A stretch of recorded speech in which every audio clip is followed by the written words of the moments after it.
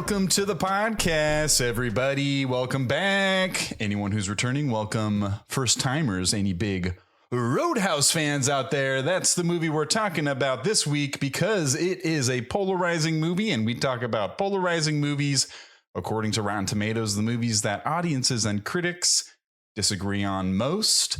This one has a critic score of 41%, a stinky, but a much better audience score of 67 is much better than that. And if you were to look elsewhere on other review sites, you'd see this is a beloved audience favorite, a big movie, a big cult classic, if you will. So much so that they're bringing it back, baby. At this moment, you can pull up a Gyllenhaal McGregor feature that I've never seen, but it's out there. They remade it. So we thought it'd be fun to dig up the old one, 1989. The genre, according to Rotten Tomatoes, is an action, mystery, and thriller. Let's hear that premise one more time. The Double Deuce is the meanest, for anyone who hasn't seen the movie and is just jumping in here or wants to know the story again. The Double Deuce is the meanest, loudest, and rowdiest bar south of the Mason-Dixon line, and Dalton, Patrick Swayze, has been hired to clean it up. He might not look like much, but the PhD-educated bouncer proves he's more than capable, busting the heads of troublemakers and turning the Roadhouse into a jumping hotspot. But Dalton's romance with the gorgeous Dr. Clay, Kelly Lynch, puts him on the bad side of cutthroat local big shot Brad Wesley Ben Gazzara. What a movie. What a program we have set you up here today on the Polarized Pod. Let me bring in my best bud, if you will, my partner in crime, my shotgun on this road into polarizing movies. One Brandini Stablaze. Hey, is the Sam Elliott to my Patrick Swayze, or vice versa, however you want to put it. We go hand in hand. Gyllenhaal to my McGregor. What's going on, mijo? Hey, buddy. I would be remiss to not start the episode off with that. Hey, buddy. Excited today about this movie. My God. What a movie. What a movie. Oh. I'd say they don't make them like this anymore, but they just did again. They just made the same one again.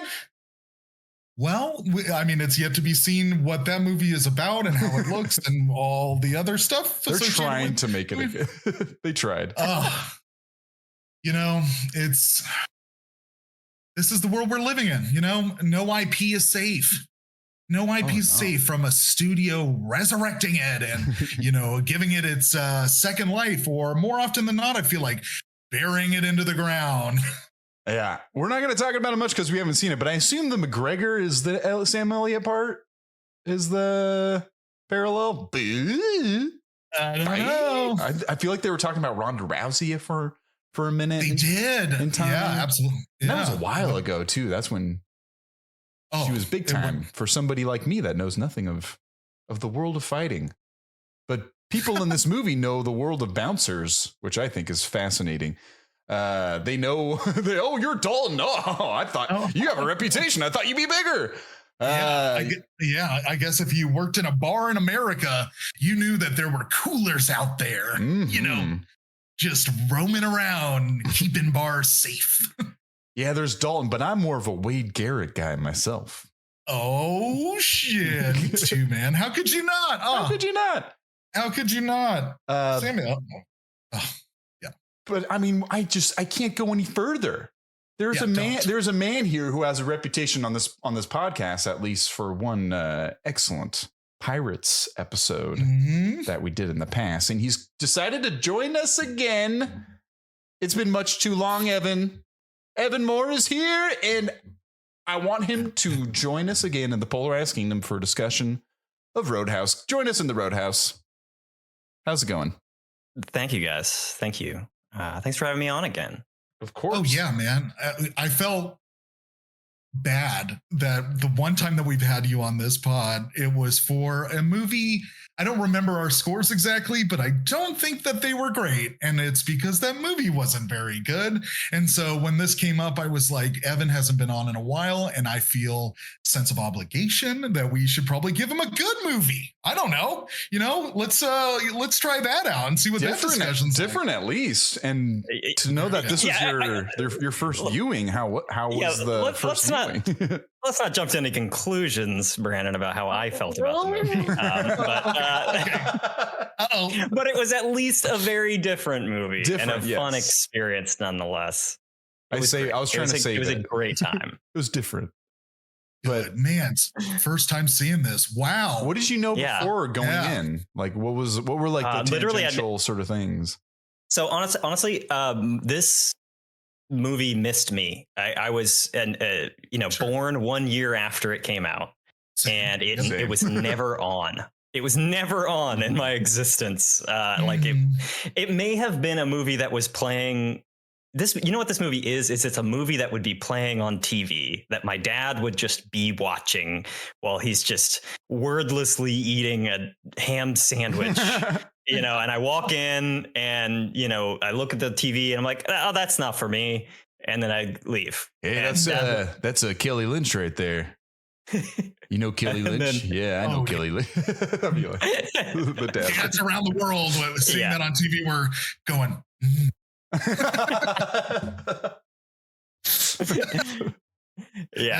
as dads do. You don't want to get too excited, but you can tell there's some excitement there.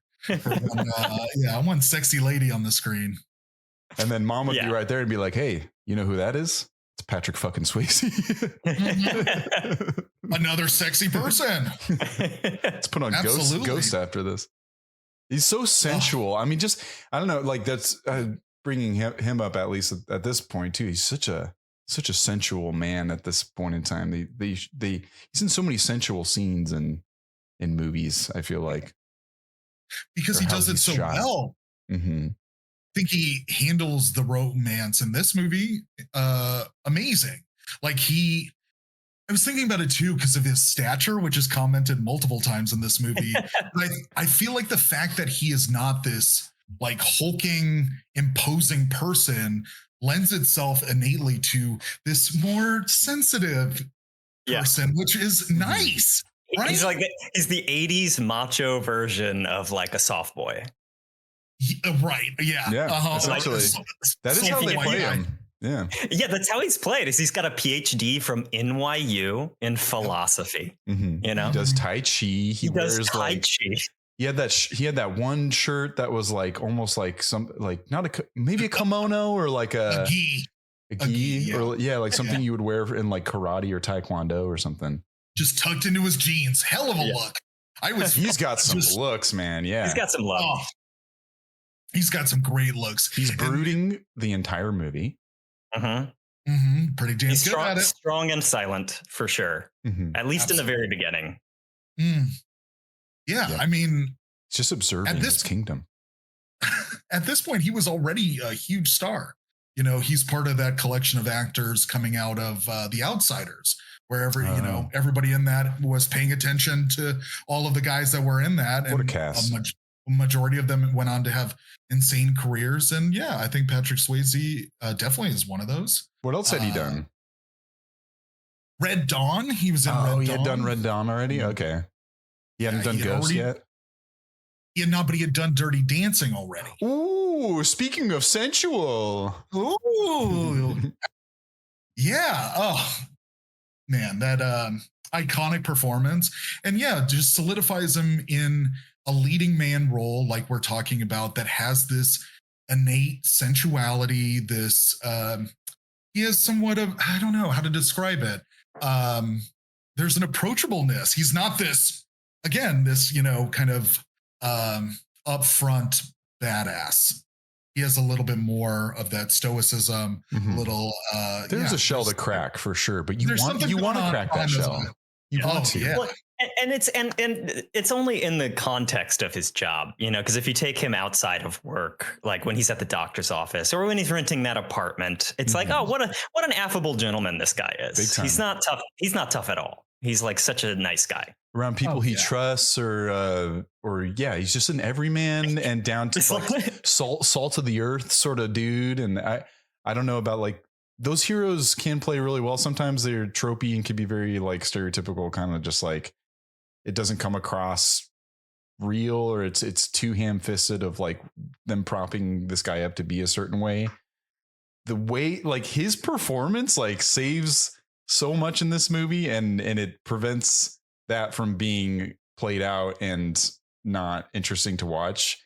Him performing within that guise of that trope is enough to like flavor it up and style it up, because he's such an interesting guy to look at, even when he's not saying anything. Like everything building up to what he's actually going to say is like makes what he's actually going to say just so much more meaningful. There's times when he's like, he approaches someone who's fucking around or something and he's about to kick him out, and he's just like, what is he going to say? Right. He's like, or I don't know, when he fires the guy who's fucking in the closet or whatever, just like that smug kind of just like, you're finished, or whatever he says. I'm on my break. Don't come back, or don't finish it.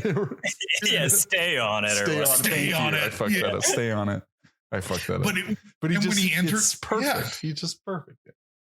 The movie, to start getting into it, just sets him up so well. I made a note of it. Like, we're 7 minutes into this movie, and it has just established so much about his character. Mm-hmm. You know, over just the first bar that he's at, how he handles it, and then the process of him getting to Jasper.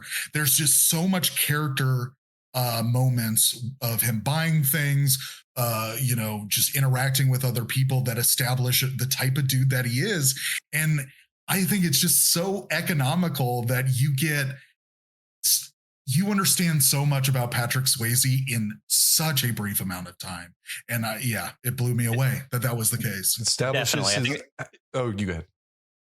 Yeah, I definitely agree. I think the first 10 minutes of this are like formula screenwriting doing what it does really well, which is like, this is like classic Hollywood screenwriting, where it's like, they're not breaking any rules with this. They're just giving it to you straight up. And it works very well.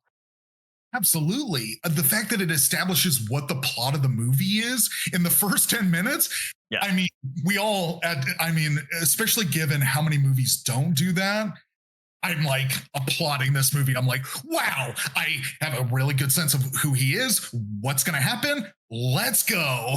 Yeah. You think it's you like a silly premise from the poster, maybe what you think the movie's going to be about is a bouncer or cooler. And it's like, how serious could it really be?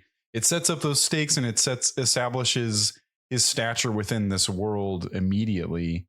And then moves him out of a place of maybe not necessarily comfort, but he is a fish out of water as well. So you get a flavor of who he is, and then you put him in this new situation, which is maybe kind of tropey too, but it's played really well.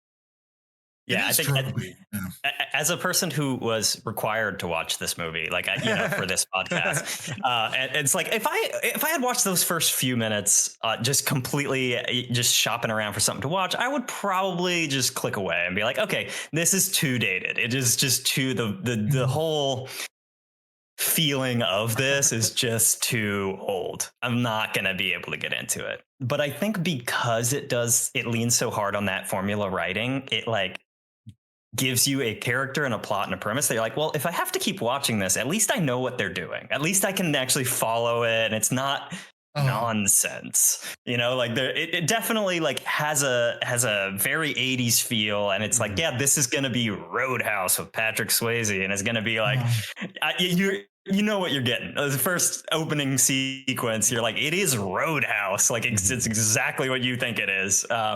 But yeah, it gives you enough to anchor onto as a viewer to where you're like, okay, we're going on this ride, and at least I have a character, at least I have a premise and a plot, and it's off and running. It's not wasting your time. Absolutely. Much appreciated for that. And it shouldn't work as well as it does how it works, Absolutely. Because again, it's just, you can always come back to like, this is a pretty silly movie at its core. But again, the movie does so well to establish the competency of Patrick Swayze, his notoriety and fame so quickly, and then goes right into him doing stuff to like so methodically, and it's almost like the best parts of what is it, the Killer, the recent movie with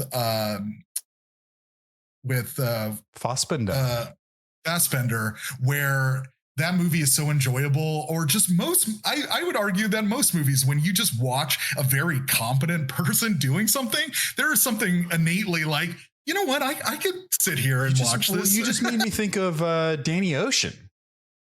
Really? I don't know. He's kind Absolutely. Of he's a scoundrel a little bit, or he's in a world of scoundrels, but he's like this kind of suave, debonair, kind of like smug dude that's able to work through it and still be upstanding in this way. And something about that of being in a seedy situation, but still coming out on top of being respectable and crafty and skillful. But his purpose in this one is really just almost like, the mix of like drill sergeant, mix of like Gordon Ramsay, like bar rescue, like on Tafford. Like I feel like Gordon Ramsay should be fucking McGregor's role in Roadhouse, especially if it's the Sam Elliott. Oh man, who needs a fighter? Please tell me, chef in there. Please tell me Gyllenhaal is going to be the Dalton. Because I feel like that's a better casting for the reason that Swayze's able to pull this off, where it's like he's a little more believable as somebody who's not just a fighter, Absolutely. I think Gyllenhaal's got the range. I could see it as a role. He can bruise. If it's Conor McGregor as a fighter, that's going to be a dog shit movie. I can just call it right out of the gate. But if it's Gyllenhaal, I have a hard time disliking anything he's in, because I think he's good at like the range, the depth. It definitely elevates anything he is in as well. Something that I may not overall love, like he makes it better for sure. See, I love Gyllenhaal as well and agree with you guys. But the thing, just again, having not seen the new one, just understanding how they're promoting it is fundamentally, it seems like they don't understand the core of this movie. Where if you're billing the new one as it's a fighting movie, you missed like the point of this fucking movie. Like from the get-go, it's telling you about like, you get great lines about like nobody in a fight wins, a lot of this pacifist ideology. Pain doesn't hurt. Is that what it is? Pain doesn't hurt. Pain doesn't hurt. That's my favorite. Pain doesn't. What is it? Yeah, what the fuck? I believe it when he says it, but it doesn't. Well, I think it's really funny because like on the subject of like, is it a fighting movie? Is it an action movie? Does it advocate for pacifism? Is it actually is it actually conveying some alternative form of masculinity where you're supposed to be a non-fighter and that's the strongest thing you can be? I don't know if it actually gets there. It wants that, but it also needs to couch that in lots of roundhouse kicks and, like lots of tough machismo. Like it kind of, because it's 1989, they can't get you to take that medicine without literally wrapping it in just so much macho bullshit that like it really does get lost, I think, in terms of like, at the end of the day, how many people get punched in this movie? Like hundreds. It is directed by a man named Rowdy Harrington. I know nothing of this man, but his name is Rowdy Harrington. So I think if the takeaway, Joel Silver.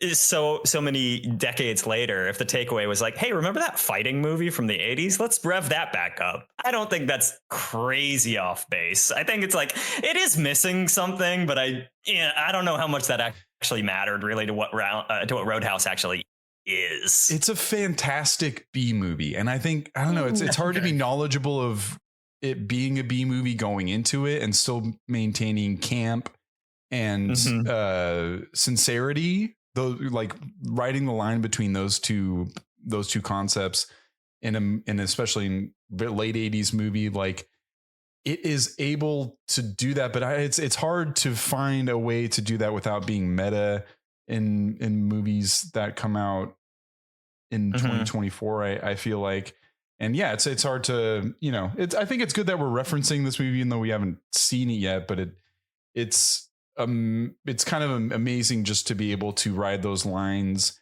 in this movie. And I think the sincerity comes with the performance, and this being about a town. Like this is about like a town, and it incidentally, I think the fighting scenes are shot really well in this movie. And I think speaking of how like movies are shot now, and especially fight scenes, and how many fucking cuts there are where you can't even, you lose sight of what's even happening in your Fast and Furious, whatever, which are movies I like, but the hand-to-hand combat is really easy to follow, and you get the sense that Swayze's doing a fair amount of it. I'm sure he has stunt doubles and other stuff, but no, a lot of it, which was actually I believe it. Ended up being an issue. You can't mistake the hair. it ended up being an issue because Swayze hurt himself, so he was offered a role. I can't remember which big budget action movie it was, but he had to turn it down, which is why he ended up doing Ghost, because he was like, well, given my situation, I can do this. And that was like what got him there, because he hurt himself during this. And, it's on record that they brought in a bunch of like black belts to train them. And so many of the people in this movie are actually doing the fighting, which, I think obviously helps, right? I just wanted to see Keith David throw a punch. Goddamn. He just had him sitting in the back. Like, I wanted to see him get in on some of the shit. That was so crazy to me how little of a part Keith David I know. I'm like, wait, what? Is that who I think it is? Because he just shows up out of nowhere. Because the thing that I noticed with this movie or this viewing is how the double deuce like evolves over the course of it. I love that. And I love how there's not a big cleaning montage, 80s cleaning montage, or like, all right, guys, we got to clean it up and everyone's got to wear uniforms and It's like you just see that stuff progress. Just in the background. Like at one point there's an exterior and it's like, oh, they completed the new signage. I like that, but you have to notice it, it doesn't like shot of the new sign and they're like cutting a ribbon and it's like none of that. It's just like, it's the detail. But I want to go back real quick just to like the practical effects of it all and like the physical fight scenes and like the choreography of it all. And it's like, that definitely was not lost on me as like, you just see so little of that stuff now. And it's so fun to see all of the like, they filmed it in wides. They didn't cut that much. It was like, this is obviously it's not real, but like they're committing to a choreography and a whole fight scene. And I don't know. There's an artistry to that I think is really cool. If it's like, oh, wow, you just don't see that anymore. I 100% agree. I'm so glad you brought the choreography. You get to soak in it a bit more when it stays in those wides and doesn't cut from like, you'll see someone take a hit, fall down, get back up, and then do their hit all in the same shot. And that means so much when you can see, Patrick Swayze get back up and rearrange and go for the next segment of action before you cut again. And that one of my favorite stunts, it had to have been him, but when you see one of the explosions occur, or I think it might just be a fire that turns into an explosion. They light up the farmer's house, and he notices in those big windows, one of them is open, probably because he had a little after a late night lovemaking session, had a cigarette on top of the roof. But after that, he does a jump. He goes like, and then he does a flip onto the haystack and runs towards the flaming house. I'm like, dude, that was like in a stunt spectacular. That was amazing. There was a couple of flips in this movie, and it's like you just don't see flips, like who. I love it. I love the corny the stage craftiness of that, of like you would see that on like a theater fight scene, like people doing flips, but like it's so fun to see it in a movie. Good bar brawls, man. You need good fucking bar brawling in this movie for it to work. Right. Absolutely. If you didn't get that right, then what are we doing here? I think about the last action movie that I saw, like genre action movie and like recent movies was like Gray Man, and I don't know if you guys have seen that, but like I didn't finish it. I tried. It's like it's literally just like such a slog where like the fight scenes feel so synthetic that the whole thing is just like, who fucking cares? Like, who cares? It's so hard to watch. They don't, and it's not like the fight scenes in Roadhouse are like poetry or anything, but there's at least something to watch. You know, if you're going to be indulgent about violence, then at least have it be a net gain to the film, I guess, in terms of entertainment value. Like, it's so boring to see like modern action sequences that are so high octane, and it's like, but what who cares? Why? It's CGI, who cares? Like, it doesn't matter, you know. That's the big part. I think, I mean, the CG is I feel like I harp on that a lot on this podcast here and there, but it's like it's the Scorsese thing where it's like you're on a roller coaster, you know, you just feel so safe on this ride of like they're just going through the motions, and everything is all so preordained and so much done in post that nothing else feels messy. And there's moments in this movie you can feel like, I don't know, they probably got it in a couple takes and they had to move on, and it just has a certain messiness to it. And I like how everyone just gets bloodier and sweatier and dirtier as the fight goes on too. That final duel, I know we're jumping around, maybe we should work through it a little bit, but just how dirty and fucked up people get is something that is a little bit missed, you know. And you watch movies like Die Hard and everything, you want to see your everyman kind of go through it and have the attitude still maintain. And his attitude is just always on top of it, and that's like James Bond for me. I mean, that's the best. Oh yeah, absolutely. So the first bar scene or bar brawl, him getting to the double deuce. The lady stabs some cards. That's not okay for some reason. I'm not sure why.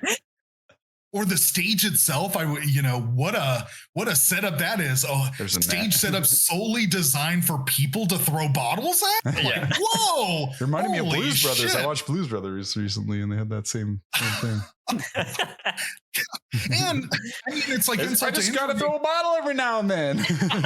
People throw enough bottles that you gotta set up protection. The venue just admitting it's like, well, you can't stop that behavior. I mean, that's just not gonna stop, you know. Right. So we might as well just plan for just people throwing bottles and then insult to injury at a blind musician. I know, right? Like, damn, everybody, like, whoa. But that's all to say how crazy this bar is, right? Yeah. It sets up how insane this bar is. A bar that's the kind of place they sweep the eyeballs up after closing. Thank you. Yeah. And Dalton coming in, and just, it's a lot of shots of people being like, hey, do you know who that is? Hey, do you know who that is? It just does so well to build up the mystique and like his presence in there. Black coffee, just, stands at the bar, watches everything go down. And there's just so much goofy ass shit going on in this bar. That first action scene, I was just taking a look at my notes. Yeah, like I love that move. It lets you know that he uses his mind as well as his muscle when he's like, let's take it outside, fella. Like, we'll do a one-on-one. Right. And then he does. And then he just goes back inside and leaves him outside. It's like, oh, he's a genius. Oh, he's a philosophy major. I see how it is. Just a real Gandhi in the bar. He doesn't fight. He asks, why should I? Yeah. Right. Why? Absolutely. Why? But that establishes a great establishment of character, of using his mind as well. Yeah, the sweep up the eyeballs. He doesn't fly; it's too dangerous. But he still has he has the most dangerous job. He's like this enigma. You know, he's like, he has these contradictions, and then he gets his like old beater of a car. Which I think is that's a funny through line of the movie.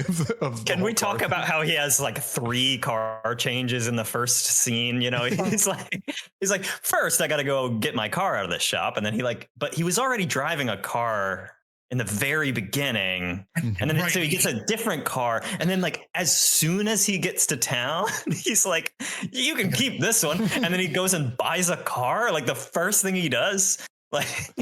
I didn't. Man, and that guy's voice outside the car that so it's he like gives to the guy, like he gives him the keys. Like you didn't even see what that car looks like. I feel like over like very briefly because I was confused. I was like, did you just give him the Mercedes? And no, he gave him a different car, took the Mercedes, and then just hit it, and then had the car that you knew was going to get fucked with.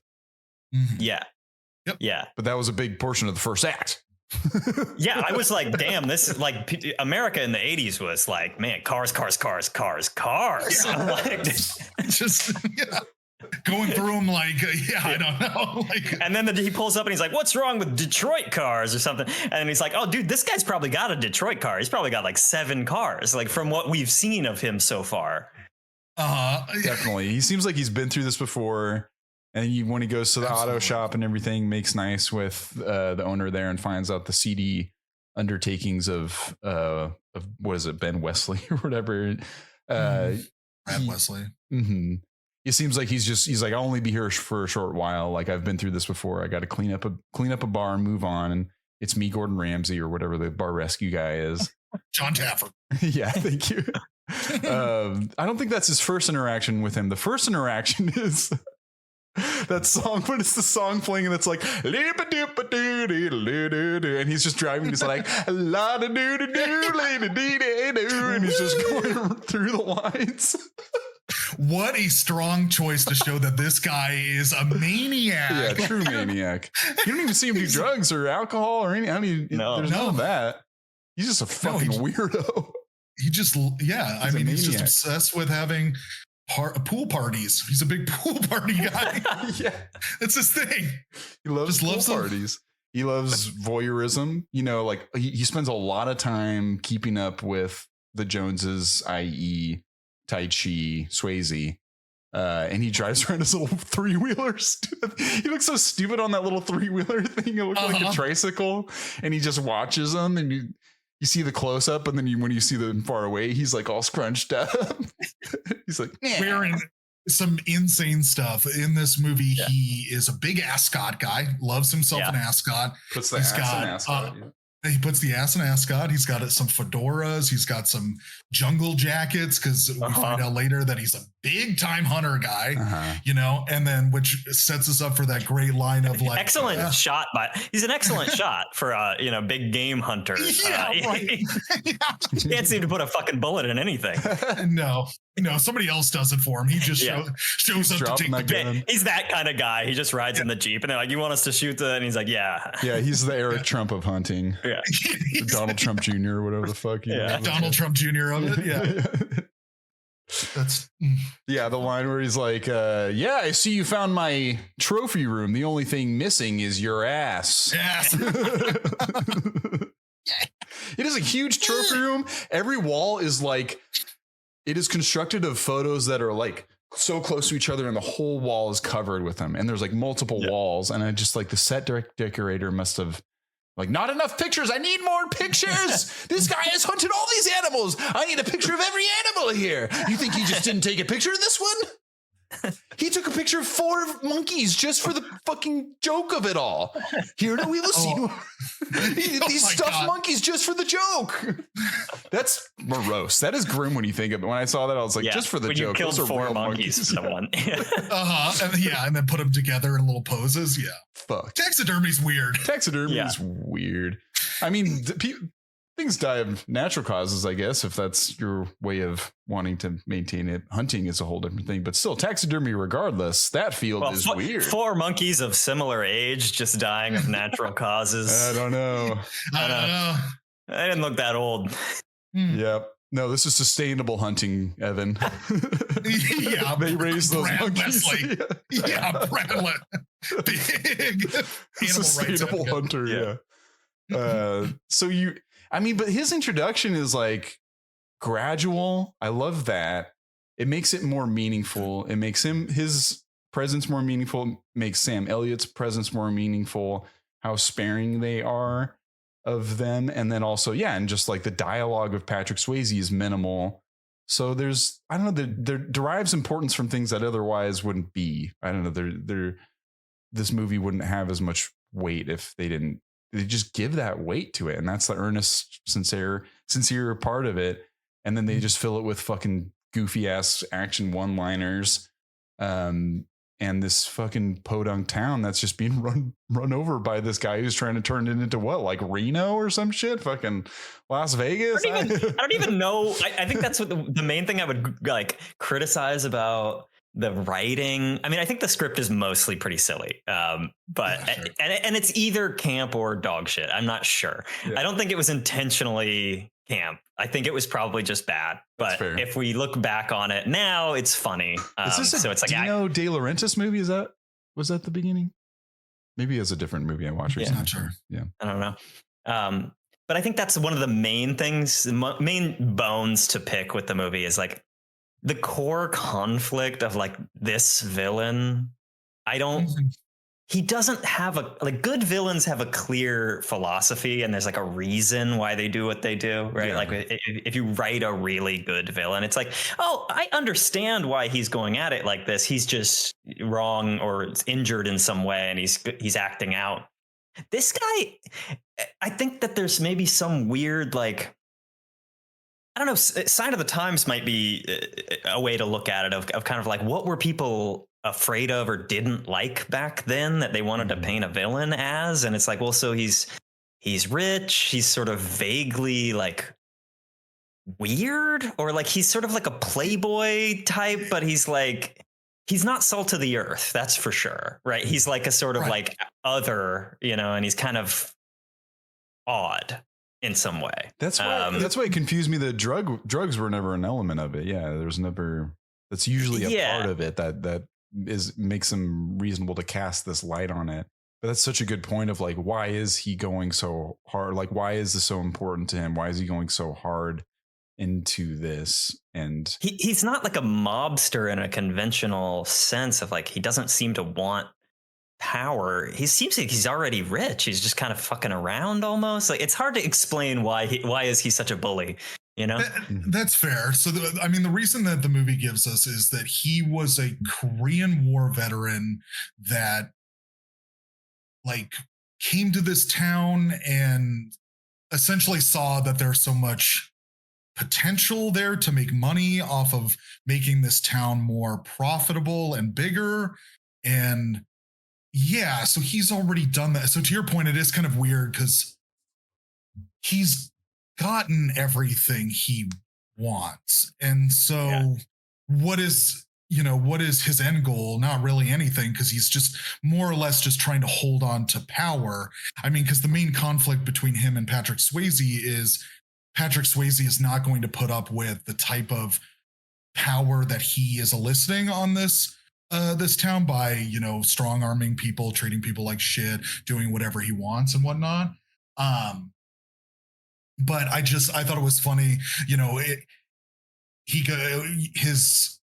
conversation he has directly with Patrick Swayze about, what he's done for this town ends with him saying like, they're going to have a JC Penney's here because of me. And you're like, whoa, oh man, that's the stamp that you've made it as a town. If you've got a JC Penney. Yeah, I guess it's like the excess wealth, like the yuppieism sort of shit of just like taking that to like the extreme. And this is 1989. Like maybe it's starting to turn a little bit of that excess and that becoming more of a reason to create a villain out of. And his house is still so 80s. It like looks like Scarface, just not in Miami, just like whatever Hunter Scarface, because you walk in, welcome to the foyer. Would you like to play on this pool table? Or would you like to play on this pool table? Or would you like to do some yoga? Or some aerobics? Aerobics? Will you turn that shit down? It's got no soul. Oh yeah. Yeah, it's got no soul. Yeah, he hates the music of the time. So yeah, there's like some weird moments like that where I'm kind of like, maybe, I mean, I literally don't know what this is about, but like maybe this is about some, social cultural moment of like, this is, like he hates pop music. Don't you love pop music? Like, see, he's a bad guy. There's like some assumed. Swayze doesn't like pop music as well. Yes. There's that whole moment before they sleep together where it just perfect Patrick Swayze, where he's so like, No, not Yeah. this. No, it's like rock and roll, like they would have heard at the bar. Oh, and right. and then they switch over to like it's like 50s music. It's sort of Santo Yeah. and Johnny doo-wop kind of like Yeah. Absolutely. Like yeah, I don't know. It's R&B. It's Yeah, like rhythm and Motown. blues something. Yeah. Yeah, it's like oldies, you know, and instead of like the rock and Right. roll times of the day. Yeah. It's like much smoother than that. And I don't know. There's definitely in the creation of his character and the creation of the villain a stark difference between like you're supposed to be Swayze, and Swayze he's salt of the earth. He's like quiet. He's responsible. He's not greedy. You know, he's like this'll do fine. I don't need luxury. I don't need anything. But he likes cars. You know, he likes. I don't know, and then he's like sort of witty and strong, right? And that's what they're presenting as like this is who you ought to be. But like if pushed, you kick ass, right? Like if pushed at all, you kick major ass. You know, like that's important to his character. But the conflict between the protagonist and the antagonist is pretty contrived, because when they force them together, and in the way that the antagonist, the villain, doesn't have enough to work off of, they know that as writers, I feel like, because they're trying to force them together. Like his lady, Dr. Lady, is his ex. That's unnecessary and bonkers that she would go for a guy like that. Yeah, let's be like real. She would never go for that maniac. Yeah. And then on top of that, they're fucking neighbors. Like he clocks him and knows where he is the whole time and is watching him. How convenient is that? Everything is so convenient, and it just pushes. It's there to just try to incite more out of the villain because he sees them fuck or whatever, and then he's just sitting there like angrily stewing at him the whole time, and then knows exactly where to hit. Like he lives and to attack him, which took long enough because he kept hitting his car every single time. But the brazen mustache twirling villain fits perfectly well in this movie though too. It's dumb. Yeah. It's silly. Like it's written pretty poorly and like and just silly. He's just silly, but he's just sitting there like might as well have a little white cat and you know, hatching his plans. And when those plans are finally enacted, it escalates very quickly from a fighting movie to terrorism. Yeah, absolutely. No, there's a lot of deaths that end up happening towards the end of this, which is pretty crazy. Yeah, because you know that's where I can see kind of the criticisms that like Evan's leveling on this movie, where if at the heart of this it's supposed to be, you know, trying to promote this way of looking at conflict, way of dealing with life in a place of compassion, more of like a hippy dippy kind of way, but then he ends up just murdering people by the end of it, and you're like, well, so where was the be nice when you are dragging this guy's body and ostensibly killing him? Because at first I was like, oh, maybe, you know, Jimmy, the like right-hand man, maybe survives, but then he picks him up and then just drops him in the river face out. I'm like, well, now that guy's definitely fucking dead. Oh, you can't rip someone's throat out and expect them to survive. Yeah. That's fair. That's fair. The doctor went to check and checked his vitals and was like, uh-oh, Dunzo, he's minus a throat. I guess then the fact still remains like that's how you're treating the dead body. Then is you're like, I'm gonna. He sent it across the river to him. That was the hardest move because he was like, "Come at me, motherfucker! Like here's your boy," and he sent him across the river for him to fuck around and find out. Like that shit was, and then like he has this rule. It seems like, and that I like how that dark side comes out a bit too, where it's like someone pulls a gun on him. That's where he sees red. And he starts ripping fucking throats. And that's what happened in wherever he came from before, where he was, of course, seducing a lady. Per use, he's a Swayze seducing lady kind of guy. Of course. And didn't know that she was married. And I love how Sam Elliott delivers this exposition because he gives it so much weight and importance. And then he fucking ripped his throat out because he pulled a gun on him. You do not pull the gun on the Swayze Meister, or he might just throw a polar bear on you too. Or or in my very favorite inconsistency of this movie, where he's like, you be nice, you do this, you be nice, do that, and then you still be nice, unless a guy walks in with a shoe blade, in which case you make the first move, kill that man immediately because he has a blade on his shoe. That was like I was like, okay, what is Patrick Swayze's character again? Like, I thought he had some bone of pacifism in this, but he's like, literally, that guy has a blade on his shoe. Kill him. Like, I love that too, where the camera goes right into the blade shoe, and it goes, and then shing. Does that thing where it like sparkles. Yeah. Honestly, one of my favorite moments of the entire movie. I was like, I cannot believe they did that. Like, that might as well have been like a crash zoom. Like, yeah.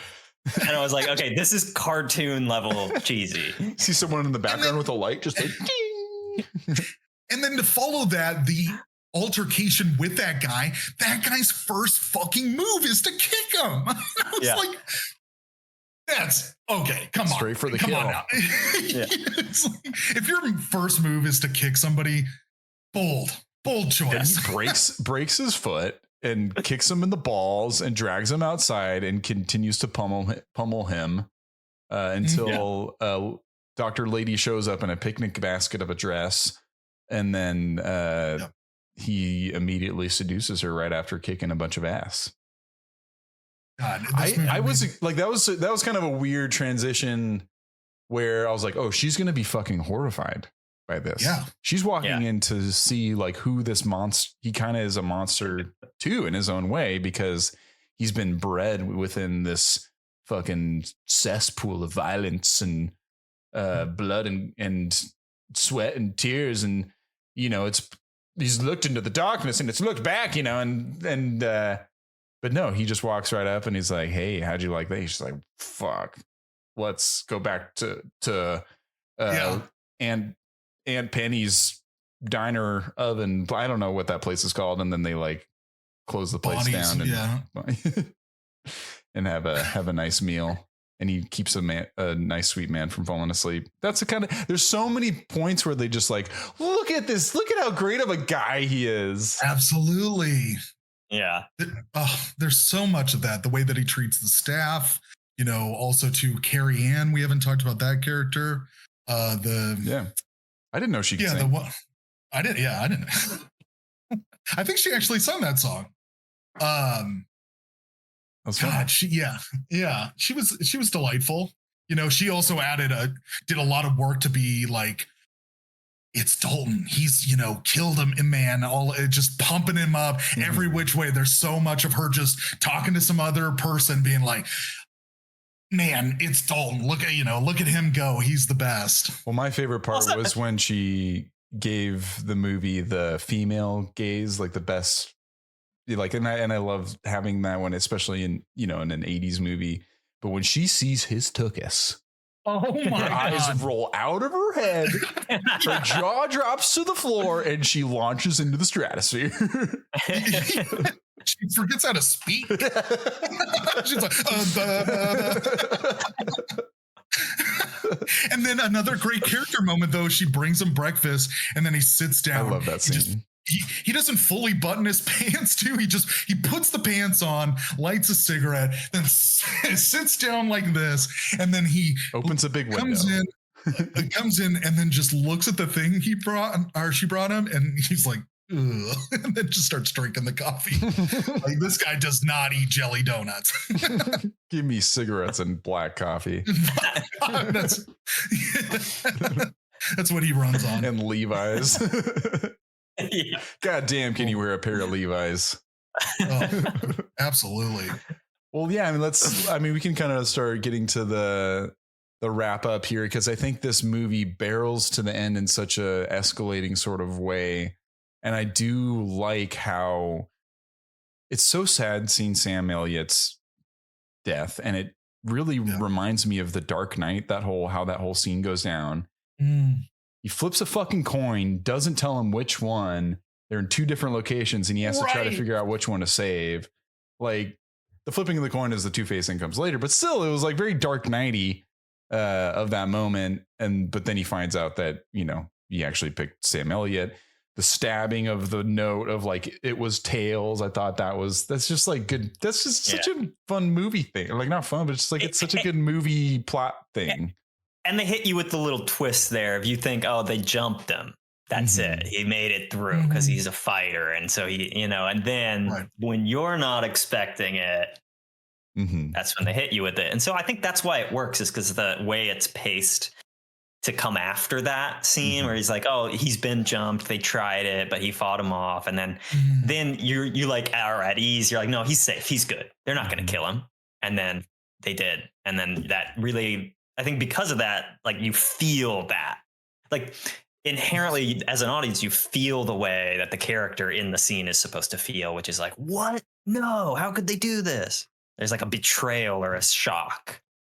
Sure. And I mean, also there's so much work there because of Sam Elliott being the most charismatic motherfucker around. You're like, like naturally you're like, protect this man. Whatever, at all costs. We can't lose this guy. He's been here that long. And they like talked about him like right from the beginning of the movie, because he's like, even when they're trying to hire Patrick Swayze, he's like, you don't want me. You want what's his face? Wade Garrett is whatever his face is. Wade Garrett's the best. He's the best. He's like, I want you. And it's like, I love how there's just such a rapport between all of them, but he makes it okay for what happens next in my mind, because you care so much for Sam Elliott, and you're nice until you're not, and he's not going to be fucking nice anymore. And so he launches his Mercedes, the nice car, into the house, and that corkscrew explosion was fucking sick. So sick. He finds the knife. Second favorite moment of the movie, the shotgun shooting the car. It just blows up. So fucking cool. That was like a laugh out loud moment. I'm like, there's no fucking way. There's no way. My next laugh out loud, I was also laughing during that moment, and my next laugh out loud was when the second hand, or it's not the second, it's the guy with the shotgun that's looking around the house for Patrick Swayze, and he's freaking out, and he's walking around, and then he leans down and he sees a guy with, bloody head. He's like, shit. And then he like keeps walking. Like his delivery of shit was just so funny to me. He's just like, shit. He keeps going, and then he's got right hand on his shotgun. He's going right hand because the camera's facing his face, like this way, where his right hand's on the trigger. But if he has to change angle. If you were to like go this like a different angle, then the camera's going to be facing the other side where he's not facing. So what does he do? He switches trigger finger. He turns a corner and he switches the trigger finger, so the camera can get a good look at his face right before he gets pummeled by Swayze. I thought that was so funny. I was cracking up at that guy's whole, because he had a very Bruce Campbell look too, which I loved. Bunch of big motherfuckers on that team, man. Like when they first go to the bar with the foot blade, and then they got Polar Bear Man too, but that whole taking down the base, I thought was a great ending. Really fun action. The duel fight between him and the secondhand dude, I thought, it was one of the best visually action, like climactic moments for a movie about fucking bouncers in the bar. Like I was like, why do I care so much about what's happening? This is crazy. Oh my god, yeah. I think it suffered a little bit on the choice of villain and the character that they created for him, that there was a final hand-to-hand duel between this like legendary fighter guy and then this other guy who is really not ever established to be a fighter of any kind, and it's like, I can understand why they gave him a gun, why they gave him a spear, and all these things. It's like, that's the kind of villain they're trying to make him as, is like he brings a gun to a knife fight, or a fist fight even, but like, then they actually have some hand to hand. Like they're like, kind of flopping all over the living room, kind of brawling at it. And he licks in, like which shouldn't happen. Swayze breaks the stick, and then they're fighting, they're hitting each other with sticks. And I feel like it's like, something doesn't add up about this. Like, I think they shot themselves in the foot a little bit when they had him kill the lead henchman way before that, because the lead henchman was the only worthy opponent in terms of like his fist fighting. And then when they get to the final boss, it's like this, you know, this rich douchey guy who they've never really shown to be tough at all. And it's like, okay, this is the big showdown. He should just not, it's done, you know, like. I guess my read on it was I still think he should kick his ass and it should be no contest. But it was like my read kind of at that moment was that he was kind of like drained from the last fight. And then when he first comes in to attack him, he gets immediately fucking shot in the arm. So he's like kind of bleeding and he's like, OK. I was like, oh, OK, he's not at 100%. But I totally know what you mean. Like he could probably still pull it off. I thought it was funny that he just was launching spears at a certain point. The spear thing was fantastic. That was great. I thought he was going to spear him back. But what did you think, Evan, of what eventually happened to him, of the town rising up? It reminded me as if at the end of It's a Wonderful Life, the whole town was like, hey, everyone, let's all get together and go kill Mr. Potter. Okay, yeah. And they're like, fuck you, this is our town. And just murder Mr. Potter. Yeah, I thought it was... every time an angel wings. In angel wings and bell rings. I'm sorry. I've lost it. I've lost the thread. Continue. I'm sorry. What did you think of that ending? I thought it was a lovely little feel good piece of batshit insane writing. That, like, there's no way. Like the whole town was like, they knew to go there that minute. It's like, no, absolutely not. And I love that the writing didn't even bother to explain it. They weren't like, we all came here for this reason, you know, like so-and-so said you were here. None of it. They were just like, we're just breezing past it because it feels good to have the villagers be the people who killed him. I don't know. It's like, it's what is the whole movie altogether, right? If not kind of stupid as hell, but kind of feel good because it's kind of corny and it's like, you know, it's making the fun choices instead of the like good choices. It's like, if you had the police show up any sooner, the movie would be ruined because the police would show up and be like, wow, that was a pretty big fucking explosion. Maybe the FBI or someone should show up and start talking about fucking terrorism or something. I don't know. Like there's a big fucking explosion, but no, like the cops. And I get that they're under his like payroll. Probably he's got the cops on his side. Yeah. And maybe there's a line or two like throwaway lines about that. They do because they get together. There's just no presence at all. They get together before because once his neighbor explosion, I can't remember if it's either that or no, it was probably the general store guy, but they all get together and they do mention like, let's get the FBI in on this, but they're like far away. So it's going to take time for them to get there. But then I feel like we're going again, like this doesn't necessarily matter. It's Roadhouse. It's right. but what I would say is like, forget it, Jake. Isn't it so fun at the end of the day that it goes Duke out by the river into Home Alone, close quarters combat to the boss fight. And then, man, he can, Brad Wesley can really take some shots. It was really wild that he just took a shotgun blast and then he gets up and he's like, I'm going to still shoot you. I'm like, okay.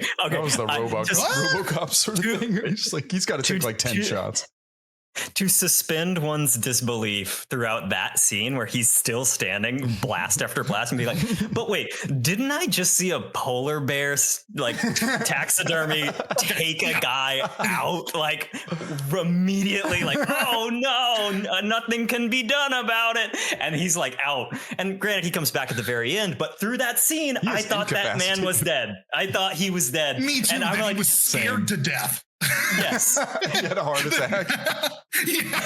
Which given his size, maybe, but like it seemed like at that point he just gave up. It's like he was looking for a reason not to fight. He's like, oh, this is convenient. But like then the villain guy, he just takes blast after blast after blast after blast. And I'm like, how did they give this guy so much health points? It doesn't make sense. He's like the wimpiest dude in the roughest town on earth. Those boss battles. Yeah. You see Batman and Joker fighting. It's like, Joker couldn't do that. What are you doing? What are you talking about? Right. It feels arbitrary. It feels like they arbitrarily stacked his health points. And it's like, how?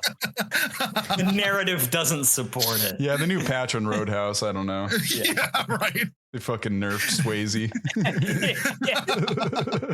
That's how it feels. Wesley's OP now. Yeah.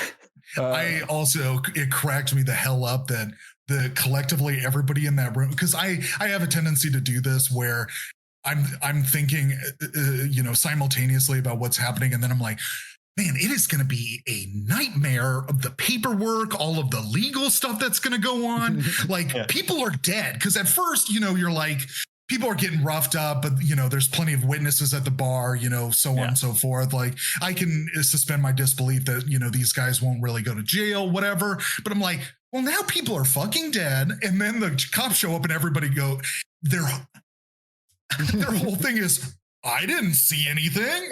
You're like, okay, come on. Like in no world is the cop just going to go, well, I guess no one saw anything. Well, I don't know, Brandon. Maybe you should watch the new season of True Detective Night Country and see how you like that. And I have, and I am not the biggest fan. Yeah, I was gonna say if you haven't seen it, skip it. Hard pass. I just love Jodie Foster. Yeah.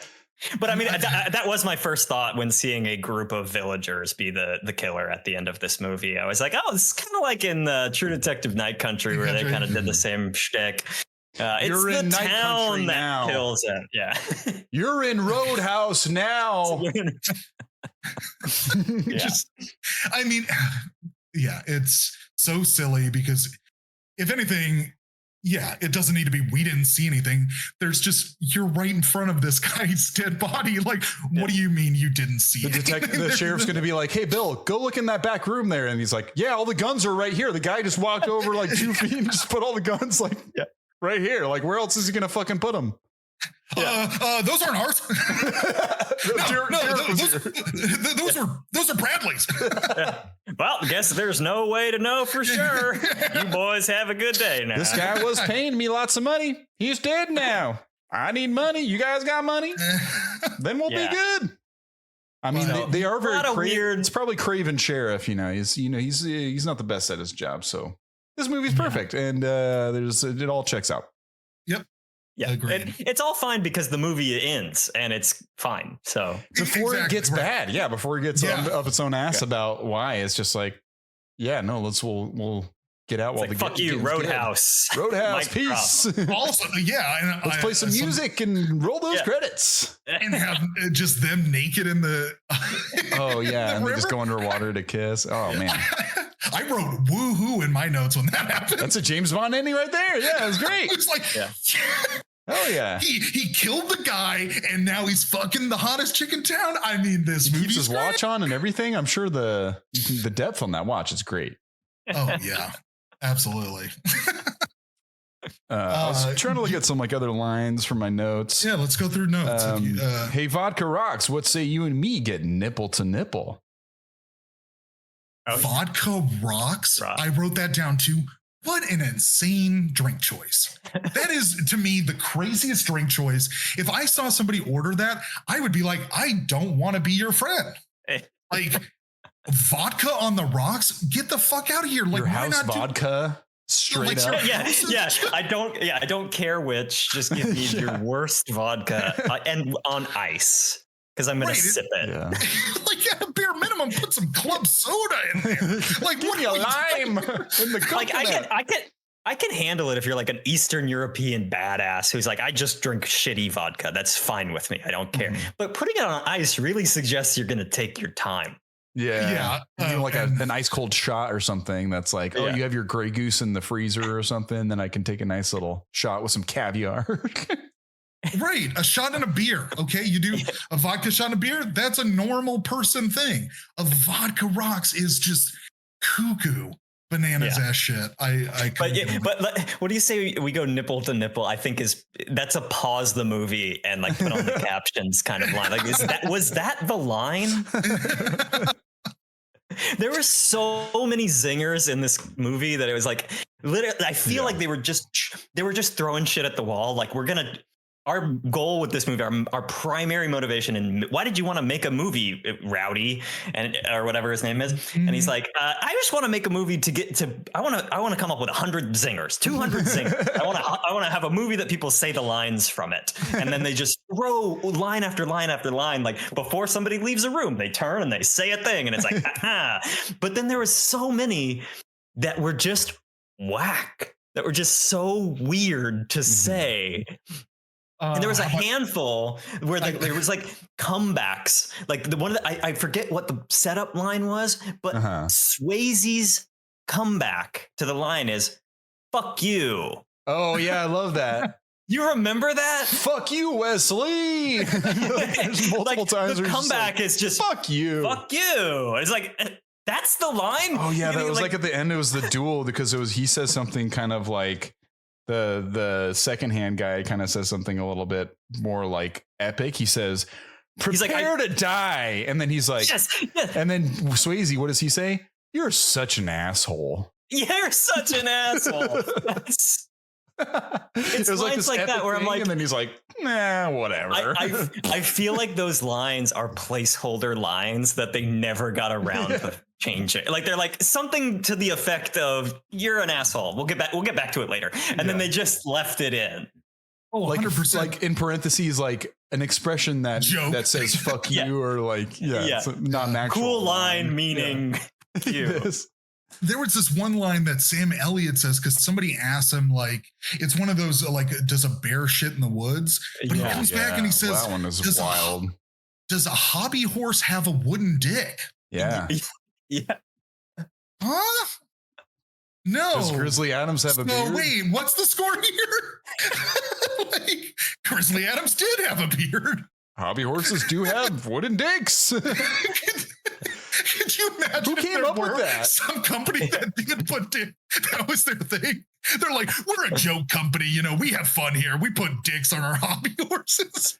What that implies is like someone's looking at the hobby horse and being like, I wonder if that thing doesn't have a wooden dick. Right. Yeah. And who would ever think that? Who would ever make that hypothesis? Or that the entire construction of a hobby horse is just those two components. Yeah. It's the head and then it's a pole. Like the Trojan horse. Right. But also that's where they hit a lot of guys in that part. Isn't like people like a hobby horse isn't designed to be a horse necessarily. It's just a term you use because it kind of looks like one. So again, why would the hobby I couldn't. It's one of those no shit questions, but it's such a bananas no shit question. Well, yeah, and honestly, it's a no shit question in its design and its grammar, right? It's like he could say anything with that intonation as a response, and we can intuit that that's what you mean is, of course, yes. But like the thing he said was odd. There's no need. It made it more difficult and harder to understand. But also then he kind of also has a dick thing going on because then later he gets called dickless, and then he punches the guy, and I didn't write it down, but says something to the effect of like, "I'm not going to let you see my dick," or something, Oh yeah. And just a lot of dick stuff coming out of Sam Elliott. There's a weirdness to some of the lines in this where it's like, it doesn't feel like it was edited. It doesn't feel like it was checked more than once for quality. Or just like what the zingers are. They're going for a number of zingers. And it's a very masculine movie, but they have these lines that question like what they term masculinity, because like they like what is it? It's like one of them's like, "I expected you to come in with your balls in a dump truck," or something. No, because your balls are so big, and it's like, because guys have fucking big balls, so big they put them in a dump truck, and it's like a fucking 11-year-old coming up with a line of like, oh yeah, that guy's so fucking cool. His balls are so big, you put him in a dump truck. Well, also too, I don't think the size of your balls is a 1-to-1 to your how much cum you have. I don't know if that, correct me if I'm wrong out there, but I don't know if that's exactly how it works. Oh, like you mean that, you're thinking that like his balls are so big, like the line is saying that like you could actually come in a dump truck. Because I thought it was like, no, that is not what I thought, but the dump truck is carrying the balls, Brandon. Oh, okay. Yeah, like a wheelbarrow would be appropriate vehicle. Like Randy from South Park. South Park, yeah. I feel like a dump truck is also weird because of the scale. They're tall. They're very. Yeah. It's hard to picture. It'd be impractical, even if you had that kind of requirement. Wheelbarrow, even if you had a need for that. Yeah, it's. I just don't understand the line. I feel like the line. If I was like working on the script and somebody threw that line out, I would just be like, "Can we think of something else? There's got to be something else that we could use there instead." And then he just has vague responses because his responses to that is opinions vary. Yeah, it's like what? Okay. Yeah, like they came up with a line. They didn't know how to respond to the line, but it all stayed in. No, go ahead. Oh, and I was going to barrel through some more lines, but what were we going to say? I was going to say this movie feels like it's confident that it's one of those quotable movies to the extent that I think they think they're getting away with a lot of it. Like the movie thinks it's Tombstone. It thinks that it's like the dialogue is so every line is like this fuck you line. Mm-hmm. And it's really not good enough at that to be doing that. Yeah, it does kind of take the air out of the villain or like whoever is like trying to rival him or stand up to him. And he just like kind of gives like a throwaway line. I get that, like that's kind of a cool, like, yeah, John McClane or even a Western or something like that. Like it's, this guy just doesn't care, but they fall back on that well so much that it eventually starts to seem like it's lazy. Like they don't actually know how to write a good line of like addressing and expanding upon that. Right. Like for a philosophy major, you think he'd get into it a bit more, Yeah. And in the actor's studio, you might ask somebody, well, what would your character say? Given that he just said that, what might you say? It's almost like they don't do that at all. They're like, okay, now a zinger. And then he says this and then zinger. It's like the zinger requirement is the headline. Mm-hmm. Right. Yeah. Because I mean, which is apparent overall in this film. Once we're getting close to our overall, feelings of this and people's reviews. But I mean, more often than not, they chose fun over like serious, making a serious movie, right? And I kind of commend him for it. It's like I like when we're having fun. I love that. Yeah, you know what? It's about momentum. Yeah, it's if you could spend more time like harping on those things, but it might take the sales out of the momentum of it.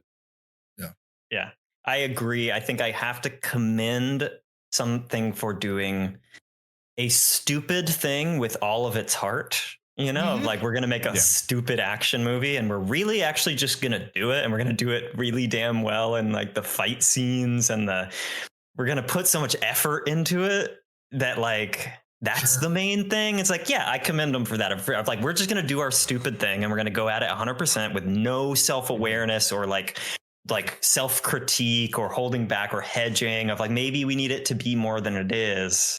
And like Patrick Swayze is a fucking god. Like his character is like a god in this movie. Like the way that he's shot and the way that he's handled and everything. Like just carries everything. I'll try to do speed round of some of my notes. They change for a great fuck to for a great Buick. I thought that was pretty funny. He says good to see you to a blind guy, and the blind guy says same here.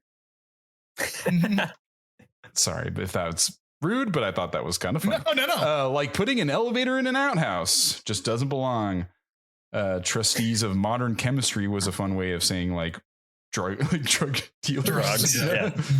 They're just two nouns combined to elicit a specific response. That's like the most like philosophy 101 sort of take on that. What if she calls my mom a whore? Is she? Is she? Thought that was I love great. that. Yeah. That was I love this guy. Isn't he cute? As like the Wesley guy does that at some point. That was kind of funny. Something I have that blew me away is dick. in the strip club where Sam Elliott is working when we meet him. The army guys have Uzi squirt guns. Yeah. Because it was changed from a wet t-shirt contest to a wet G-string contest. And I guess those squirt guns were for to make things wet. But why they were Uzis and why they were Uzis? Holy shit. Yeah, that was that's intense. that was a move. But I love that Sam Elliott's just like living the dream, brother. Like, yeah, man. You know how it is. There's a monster truck in this movie. That's such an 80s thing too. And it like destroys. I love that they made use. I mean, that Chekhov's monster truck. Like they brought it in, and you're like, that better do some smashing. And boy does it. Boy howdy. The car dealer didn't have a line though. He just kept looking at him like, yeah. But then he kept asking, like would ask him questions like, "You have insurance, right?" You'd be like, "Hey, I don't know." Poor guy. I don't know what. He's just a featured extra. Yeah. He didn't get a line at all. No lines. No lines. Yeah, lots of kicks. That's another 80s thing. Like kicks and Levi's is very Chuck Norris. Bennies and Bloodies. That's what Wesley's eating at one point. That's my food truck idea is Bennies and Bloodies. He's got a eggs Benny and a Bloody Mary. He's like, "Hey, you want a Bloody Mary for breakfast? Come on." Roadhouse Blues he plays by the Doors. That was fun because we just talked about the Doors recently. He's on the rocking chair when he's brooding. I thought that was funny. He's watching the fuck and he's like drinking and smoking on his rocking chair. It's so great. That's such a good villain move. That's so stupid. Play something with balls is what they tell the band. When he's gonna fight with the pool stick, he does the whole like pool stick like intro of like a choose your fighter pool stick man, and he does this whole thing. A lot of knives in this movie too. Yeah, a lot of knives, not only in boots, but just like Crocodile Dundee kind of knives. The bartender guy comes back and he's got a fucking Bowie, like a big Bowie knife. Like he's ready to end it. Like right there in the office, he's like, "I'm getting hired. Also, you're dying tonight." When Sam Elliott catches the punch from Swayze, they were like this close to making out, and I would have loved that plot turn. Oh wow! Of them just turning into the next part of the movie. Prepare to die. You're such an asshole. I like the fight editing. I used to fuck guys like you in prison. Was quite the line. That's a zinger. Quite the line. This guy is deranged. That's how you know. And then he throws his body across the river and he just yells, "Wesley, fuck you!" Yeah, as like his friend's body. I'm like, how does the henchman get lines like that? And then Swayze's got lines like "fuck you." Right. Come on. Come on, man. Come on. And then Tails again when he stabs him. That was great. See, you found my trophy room. Only thing missing is your ass. Lots of leg kicks. He talks like even a tall guy, you kick him right in the fucking leg. Yeah, which they talked about. Yeah. I like how the movie teaches you something. Yes. You know, that's it's like if you take away one thing from this movie, it's that one move. Like they almost illustrate it to an instructional level where they're close up of the knee. It's like you should hit him about here, you know, and they show it working time and time again. You know, Yep. So I love that it comes with a practical self-defense tip. I got to give it a little point for that. Me too. I could sit in on a session with Swayze, waxing poetic about being a cooler for a few sessions. I think that would be interesting, especially in the bar setting. I feel like we've gone in depth on a movie that maybe even as they made it, they didn't expect people to like pick apart as this. So it's like it's fun to go into those little nooks and crannies of it all. But at the end of the day, I do think it is that momentum that carries it through all these heinous sort of ideas of like starting in a silly place but then ending in explosions and mobsters and all of this stuff is something that you could describe to somebody and they'd be, I don't know. I think anyone would have a different reaction to even the description of what this movie is about. Makes sense why it's polarizing, because you hear about this, you'd be like, I'm not sure if I'm going to like that. Even watching this the second time, I wasn't sure how it was going to hold up to me. But let's get into some of our ideas and thoughts about it and some scores after we talk about some audiences and critics scores. Before that, I'm going to take a little break right here, and we'll be right back. Welcome back, everybody. Let's check out some critic reviews from Rotten Tomatoes. Reminder on the score, it is a 41% from the critics. Let's see what they have to say. From Sheila Benson from the Los Angeles Times. But in deep roadhouse country and the undefined made crassly visible, there isn't a whiff of romance anywhere, any more than there's a single jot of common sense. Disagree. Let's go. There's at least romance. The whole middle section of this movie, I would argue, is all about the romance. Yeah, I don't think that you can accurately say that there isn't a romantic plot in the movie. There is. I mean, it's not particularly nuanced. You know what I mean? It's a very beach read, steamy, like it's very like sappy and like over the top, but like it is what it is. It is romance. I'm sure people at the time thought it was super hot. It's like lusty. Yeah. Gene Siskel. Roadhouse. You gave it a 2 out of 4. Roadhouse is startling because of the intensity of its violence and because of Swayze's mindless posturing. From Jonathan Rosenbaum, Chicago Reader. Eventually mutates into a paranoid revenge plot that might be called walking short instead of walking tall. Ooh, wow.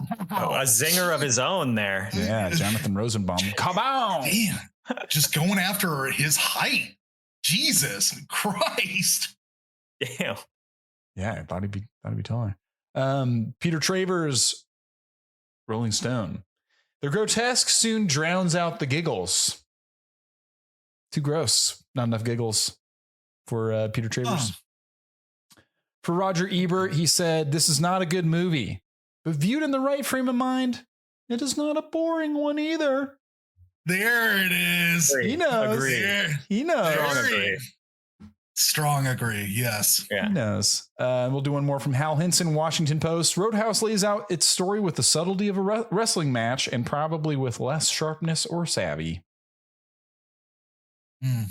We'll check out some audience reviews here on the 5-star range. From Wes, 5 stars on Letterboxd. This movie could kill a Victorian era child. Maybe because of the stimulus. I think just showing them like what this movie is, they would not make sense and would give them like an aneurysm or something. All right. Since when are we protecting Victorian era children from stuff? What is that? Well, this guy liked the movie. I think he was just saying that it was very stimulating. Mm-hmm. Or like it's so much of its time it would destroy someone else of a different time. But if I saw a movie in the future, I'd be like, all right. But they don't even know what a movie is, I guess. In the like, what's a movie? I mean, at a point, it's like any movie's gonna rock their world. Yeah. Also, I feel like Victoria era children were kind of dying left and right. I mean, it really isn't that hard. Can you imagine if they had Make-A-Wish Foundation and you could bring back Roadhouse to a Victorian era child for their last thing before they die of the plague? From Groove Man, 5 stars. Should be a guilty pleasure, yet I have no guilt in loving this film. It also has hilariously bad lines like, I used to fuck guys like you in prison. Classic. The Jeff Healey Band is great also. The perfect midnight movie. Hell yeah. From Sonic. Don't apologize for what you like. Oh no, don't feel guilt. Don't feel the guilt. You just love, just pleasure, no guilt. From Sonic Temple, 5 stars. Some people have a god. I have a roadhouse. Wow. Okay. From Brian Espitia. A movie, 5 stars. A movie that only asks you to believe in the power of blue jeans, rock and roll, and Patrick Swayze's magnificent hair. Yeah. That's fair. It's a fair assessment. And we'll do one more from Angelica Jade Bastian. 5 stars. Pain don't hurt. God damn, Patrick Swayze was such a loss. That still hurts. Roadhouse is a movie that could easily not work, but somehow it does. Operating as silly in terms of the actual plot on paper, but as it's played so sincerely wrought and has such a commitment to cinematic pleasure, it works beautifully. Swayze's performance is virile yet gentle and kind and open in ways we do not see that much within the major male stars these days. I've always heard this film talked about so jokingly, in a loving way, but I love this so much more than I expected, in no small part because of the approachable grit and care of the tone, the physicality of its star, the sheer amount of hell yeah moments. A delight. Angelica loved it. Yeah, so I mean, I can imagine this movie coming out at the time and plenty of critics rolling their eyes. And I think, in that brief little sampling of right there, you could see them just kind of like, okay, this is even, I imagine like going in before it, like not on board. It was cool to see Ebert at least understand that it was watchable. And that's something that's going to be, I think, a part of my review is the watchability of it all. Mm-hmm. Sure. Do you guys have any read on those kind of dividing reviews and why they disagree, audiences and critics? Yeah, I mean, my take is just that. It's like this movie is silly. And if you're looking at this with a critical eye,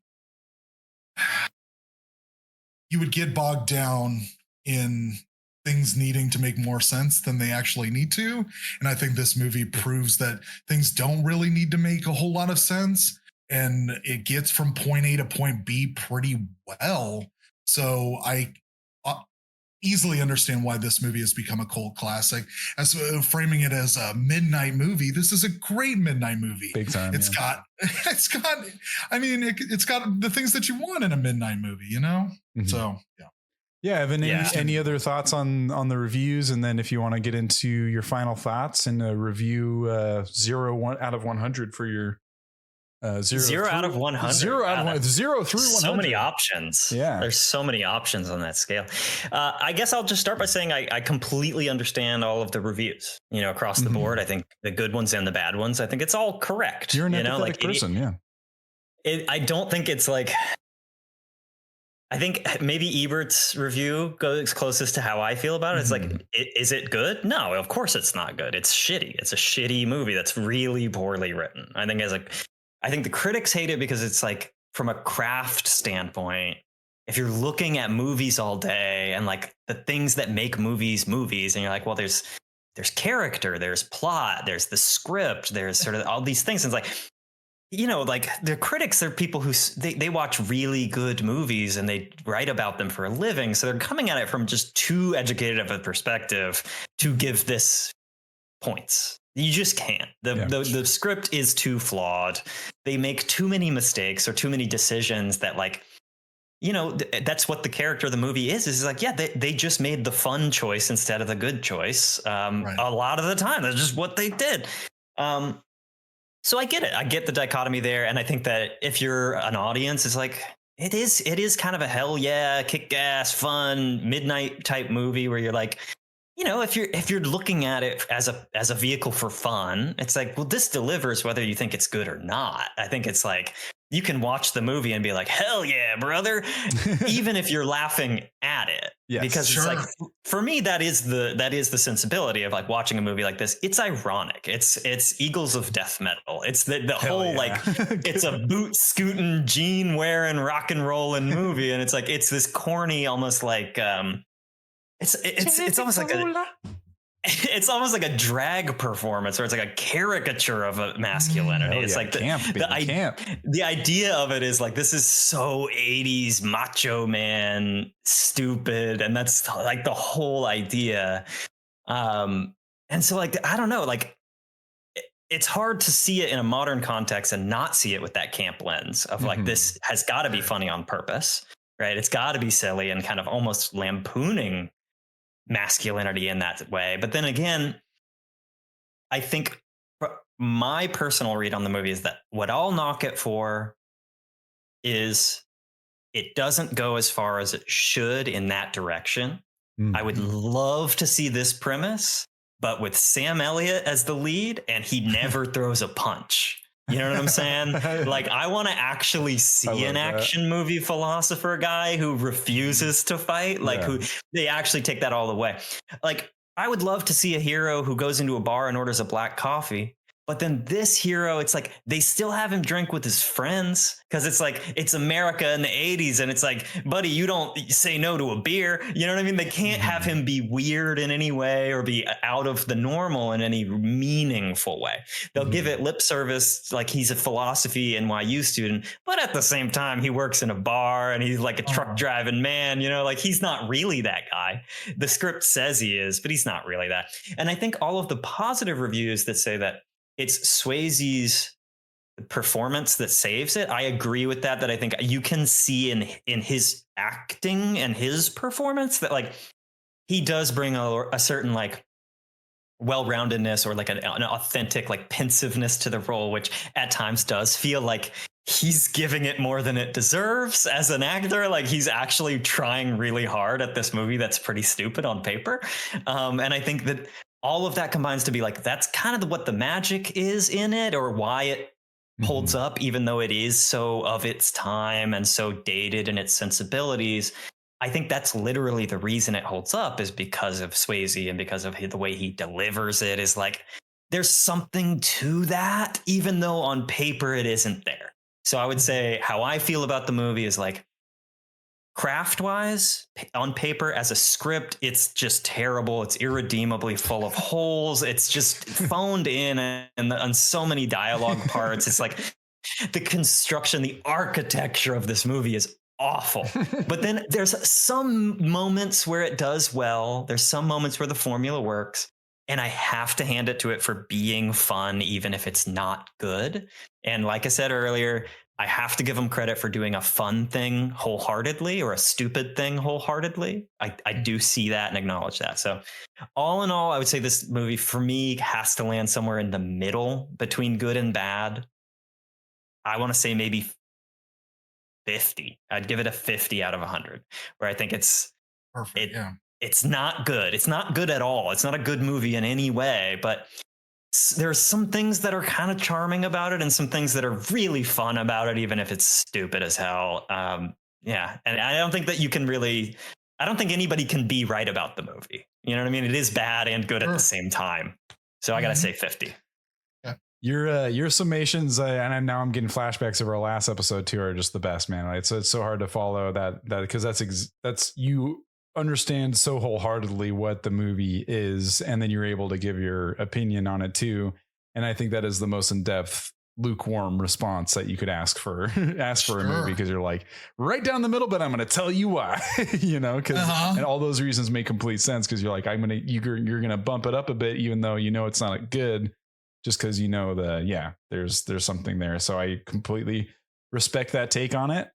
Should I jump into this, Brandini? Yeah, go for it. Yeah. Yeah. This is one where I'm getting flashbacks almost like to in how you responded right there to our more recent, and I don't expect anyone else to have listened to it, but we did this movie called Things to Do in Denver When You're Dead.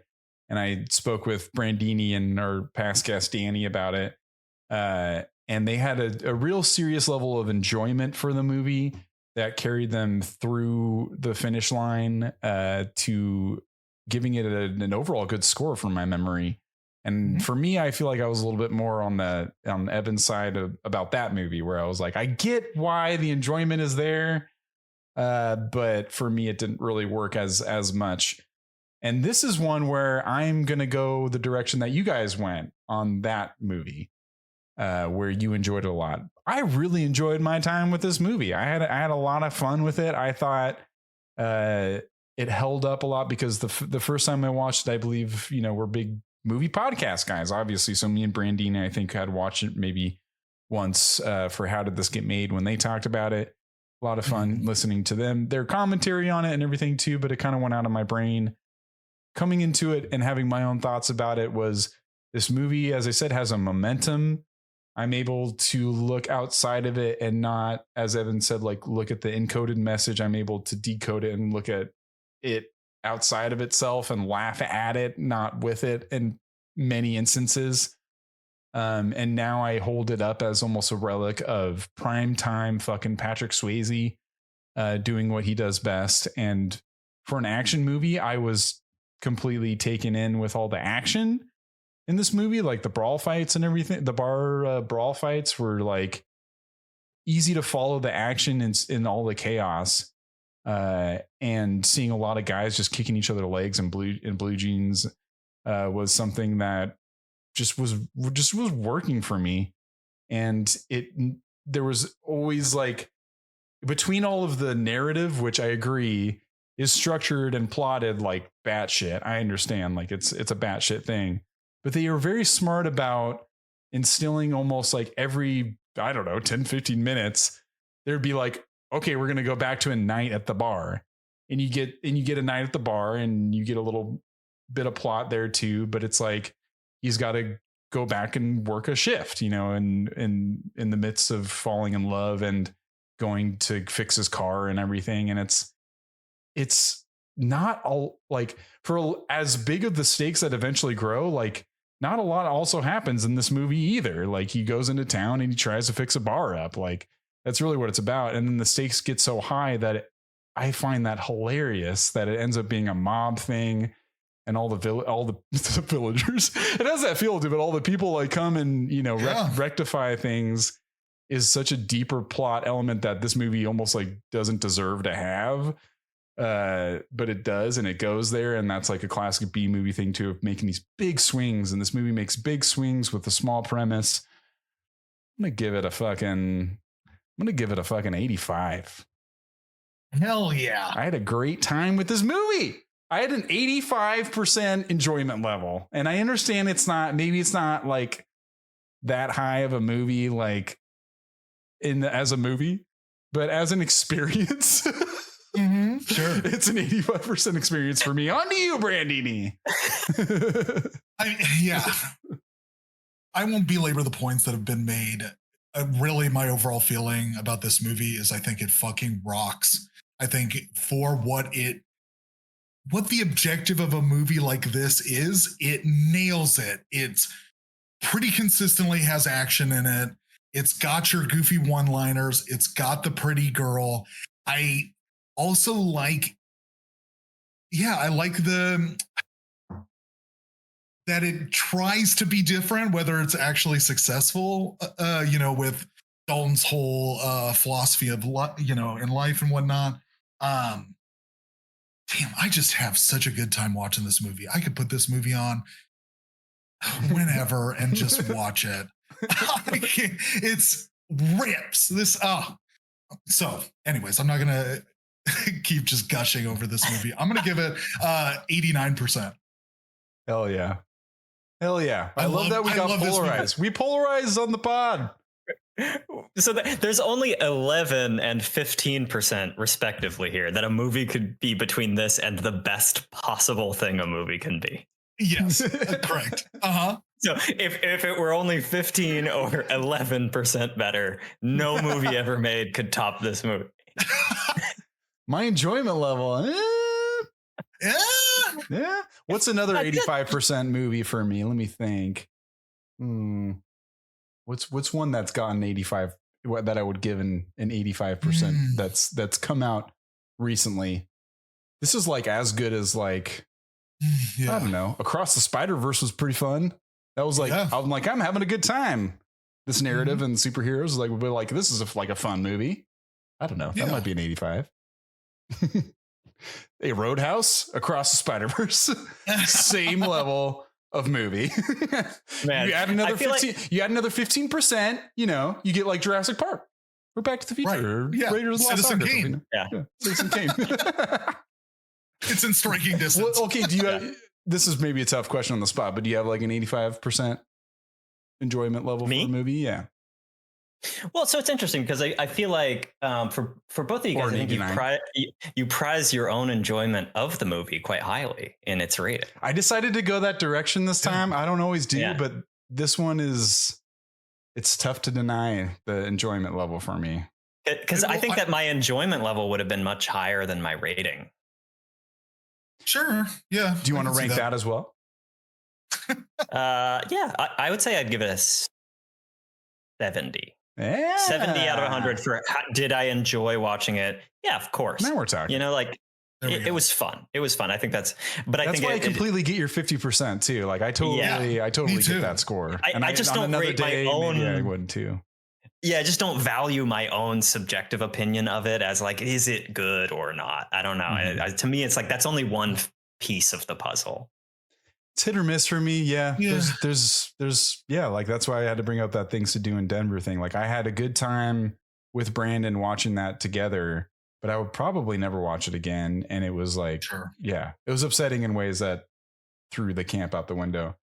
This one is just floats above the surface of everything and just cuts through the heart of me. I don't know. It just it gets me where it counts as like just a big dumb action movie. Hey, you want to watch a big dumb action movie? Like, boom, Roadhouse is on that list.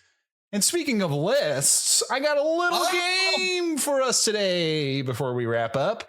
It's the Guess That Rank game. I am going to give you some lists on this website called ranker.com that Roadhouse is featured on. It's up to you guys to guess what number on the list Roadhouse falls upon these lists that I'm giving you and where it lies upon them. If that explanation makes any sense. If it doesn't, we'll find out very soon. You'll get it once I start listing off some lists here. So we're going to start with Evan. If you want to go first, you want to go first or second? I'll go first. So Roadhouse was put on the top movies of 1989, the list of the top movies of 1989. There are 83 movies on that list. I want you to tell me what rank does Roadhouse come in out of 83 movies of 1989. And if you go over, it does not count. I'm doing Price is Right rules. Price is Right rules. Okay. Damn. Okay. So 83 is the link to the list. Movies of 1989. One being the best, 83 being the worst. Correct. Man, real missed opportunity to not make it 89 movies. I mean, I know, right? What the fuck? Yeah. What the fuck? That guy got fired. The list making guy at that. Okay. Let's see. Well, who made the list? I mean, that's question number one. Voted on this Ranker website. I should pull up the rules of this. Oh, the website. So this is a recent. It's not in 1989. They made a list. This is this website Ranker, and people upvote and downvote certain movies. I'm not sure how they compile how many get to be on the lip. But there are voting systems by people, and and they vote them up or down. Okay. Got it. I'm going to go with number 7. Final answer. Number 7. Final answer. Wow. Okay. I'm going to say 12. 12. Brandini, you are one off, and it's number 13. That was an excellent guess, and you get a fucking point. Wow. Damn. Sure enough, hot here. One off. Wow. That was amazing. Okay. Out of 83, that's impressive. All right. So we're moving on to our next category. Brandini, you're going to be first on this one. This is best movie soundtrack, period. All time. Best movie soundtrack. This is on the list. Time. Wow. Of 99 movies. What's the ranking for Roadhouse for best movie soundtrack? 88. 88. What's the total number on the list? 99. God damn it. I'm going to stick with, my gut says 84. 84. It's going to go to you, Evan. It is a 61. Actually, wow. I guess both of you guys go over, so no points either way. I just realized we're doing Price is Right rules. Overrated. Overrated. Should we just X and A on the Price is Right rules for the guest? Mm-hmm. Let's do it. You get a point. I did notice on the credits that Jimmy Iovine was the music supervisor was he for really? This movie. And I was like, how'd they get all those tracks? And I was like, that's how they got all those tracks. Yeah. Damn. Crazy. That Prod Pod podcast has really got to talk about that. We'll go on to our next category. Evan, this is going to you first. This category is the most impressive finishing move in a movie. And this one goes to, of course, the throat rip. So out of 15 movies with good finishing moves, most impressive finishing moves, what does the throat rip rank on this list of 15? I mean, this would rank highly for me. I'm going to say maybe third best finishing move. Okay. Excellent. I'm going to say 6. Brandon, you fucking nailed it, my friend. Whoa. It's number 6. Wow. I'm on fire. You're out of control. You're hot. You know your Roadhouse, man. Someone's got to put him out. Oh, wow. That blew my mind. I almost feel like you got to get double points or something, but I never established those rules. So sorry, buddy. We got a 2-1 Brandini lead. Let's move on. Okay. It's best 3 out of 5, by the way, if I did not mention that. This next list is bad movies that are actually good. Oh, shit. Okay. What does this movie rank out of 20? This goes to Brandini, I think. Yes. So out of 20, 1 being best, 20 being 20th best. I'm going to go 7. 7. To you, Evan. Best bad movies that are actually good. Yeah, 11. Or maybe they're just good to begin with. 11 out of 20. It is actually number 2. It is high up there. Wow. How about that? It is actually good. A good movie is what people say. Yeah. All right. So Brandini, 3-1. I think that's going to do. I have one more category if you guys want to go all in. Do it. It's everything or nothing. Double or nothing. Double or nothing. Yeah. Everything or nothing. Last category is dramatic movie one-liners that don't make any sense. Oh, God, this belongs on this list. The line in the list for Roadhouse is pain don't hurt. Pain doesn't hurt, I think. Wow. Yep. I think that's... You got to say who goes first before I go. Wait, it was Evan. So Evan, yeah, you go first on this one. Out of 12, Dalton saying pain don't hurt. I think that's line is the reason this list was made. I think it's number 1. I think they made a list so they could put this movie on it. Excellent. I'm going to say 5. 5. Well, this puts me in a big pickle here, guys. And this is where I'm actually going to call the game a tie because it is number 3. Wow. Okay. Right. So we'll call it a tie. Yeah. Okay. You guys split the diff. Well, I wonder what number 1 is. Should we see what number 1 is? Yeah. Love Story gives some weird advice with love means never having to say you're sorry. I never heard of Love Story, but apparently there's a line that says love means never having to say you're sorry. That does seem toxic. That's weird. Yeah. That is weird. Doesn't hold up. Number 2 is a CIA operative claims my face is my warrant in Transformers Age of Extinction. Wow. That's excellent. What a fun list. All right. Well, GG, tie ball game. This is one of my favorite episodes I think we've done for the podcast. And I think that goes a large part to you, Evan. You're just an amazing guest. You offer true insight into how movies are made from somebody who knows a lot about it. And I appreciate you taking your time in a different time zone to join us and go through a discussion of a pretty silly movie, no matter how you would rank it. So maybe next time we'll get you on like I don't know, maybe like a weird, like artsy indie movie or something. Yeah. Something different. I love that you guys push me out of my comfort zone. I mean, I feel like the only reason I would ever watch Roadhouse 1989 with Patrick Swayze is literally for this.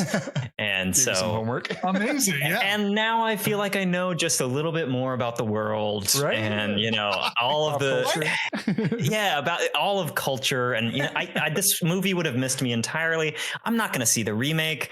It's not my genre. But like doing this podcast gives me an excuse to like really, and I think what's really fun about it is like, even if I don't think the movie is good, I still think the experience is great of watching a movie and like talking it to death and like thinking about it. And like, I love it. So thanks for having me on. I feel the exact same way. Possibly my least favorite movie ever is Splice. I think that's like my least favorite movie ever. And we talked about it on this podcast, and it was cathartic. It was very cathartic for me because I was able to get some shit out of like how I felt about it and like let other people know like this happened. And no one really said anything at the time, but this fucking happened. We need to talk about it. It's not okay because that movie's not okay. It needs to go to jail. We have a whole list going, but the next movie that we will be doing will be a departure. It will be a movie from 2007. It will be a comedy musical. It would be in the comedy musical category. It's a little ditty called Walk Hard, the Dewey Cox Story. And it is a polarizing feature, according to Rotten Tomatoes. The critics gave it a certified fresh. It has a little certified fresh symbol of 75%. And then the audience gives it a 57. A palindrome of a movie scoring, 75 to 57, if you will. I don't know if numbers have palindromes. If you haven't seen the Walk Hard Dewey Cox Story, make sure you do before our next ep. I think it'll be a good one. We'll have a great guest for that as well. We've been spoiled with good guests. What can I say? Man. And it'll be a fun one to do after The Doors, which was straight serious rock biopic, and this is making fun of that essentially. Yeah, exactly. Yeah. But I've had a blast today. This has been the perfect movie for the pod. Hope you guys have enjoyed yourselves. If you want to see us live on twitch.tv/polarizedpod, we're streaming live if you ever want to see our goofy faces doing their goofy things. We do it once a week. Usually lately it's been like Wednesday or Thursday record, but it's pretty fluid. And if you want to send us a line on the old Gmail, polarizedpod@gmail.com. We love you all. Thank you again, and we'll see you next time. Bye. Bye.